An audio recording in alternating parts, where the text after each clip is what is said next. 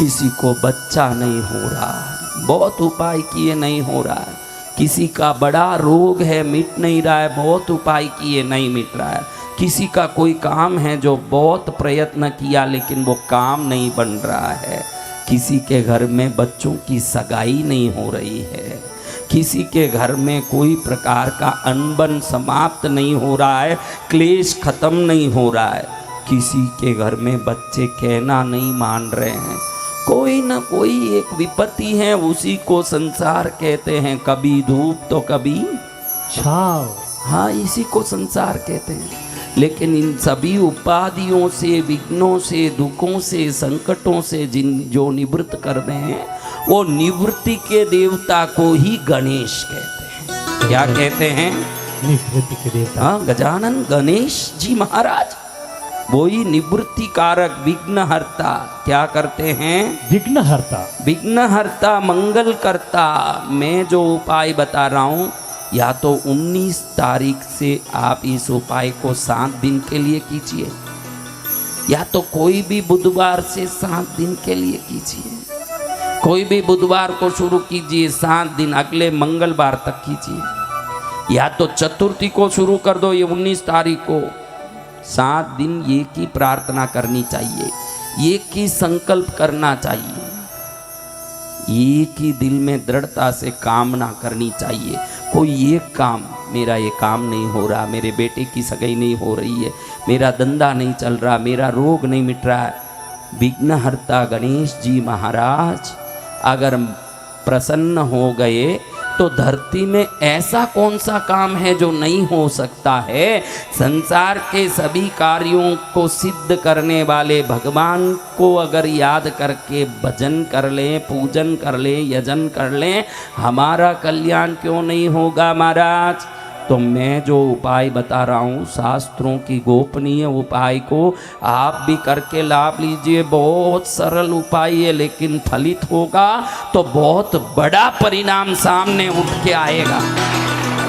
इतना छोटा ऐसा क्या है महाराज। थोड़ा सा इस चतुर्थी के दिन दूर्वा ले लीजिए। उस दिन तो सब गणेश पूजा करेंगे। इसको करने के लिए आपके घर में एक फोटो या गणेश जी की मूर्ति, कुछ तो गणेश जी का वस्तु रूप होना चाहिए, फोटो के रूप में या मूर्ति के रूप में। और थोड़ा सा दूर्वा ले लीजिए, एक घी का दीपक ले लीजिए। क्या लेना? घी का दीपक। और जो बत्ती बना रहे हो घी का, उसी में विशेषता है। जो आप घी की बत्ती बना रहे हो, दीपक में मोली बनाओगे, उसमें खस का जड़ मिला करके बत्ती बनाइए। क्या मिला करके?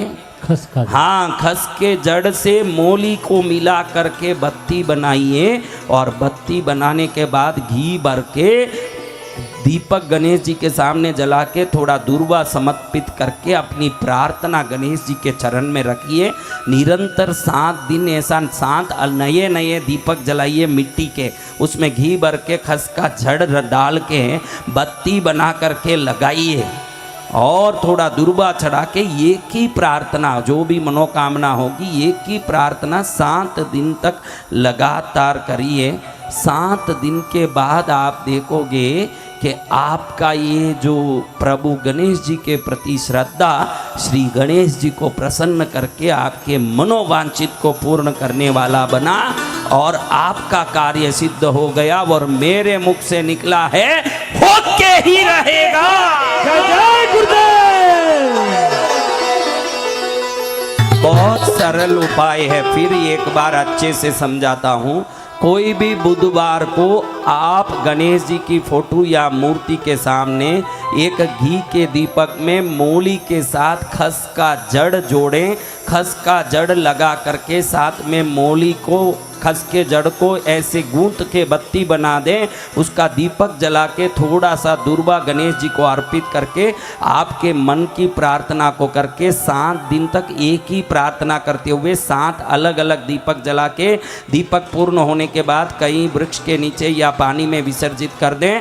7 दिन तक एक ही प्रार्थना करें। ये शक्तिशाली उपाय गणेश जी को प्रसन्न करके निश्चित आपके रुके काम को सफल करेगा, रोग निवृत्त करेगा, कष्ट दूर करेगा, क्लेश समाप्त करेगा, सर्व कार्य सिद्ध करेगा। एक ही संकल्प को 7 दिन करते हुए एक साथ दीपक जला के जीवन को सफल करें। अगर अगला कामना करना हो तो वापस अगले बुधवार से कर सकते हैं, लेकिन जब तक एक साथ दीपक जले एक ही संकल्प करना चाहिए। मूली में जब खस का जड़ पड़ जाएगा साथ में और सामने दुर्बा लग जाएगी, प्रसन्न हो जाएंगे गणपति और आपका जीवन खुशहाल हो जाएगा। ऐसे दिव्य उपाय को करना है, किसको करना है? हम सभी को करना है सदगुरु बता। सबको करना है, सबका मंगल होना है। बोलो गणेश जी महाराज की जय।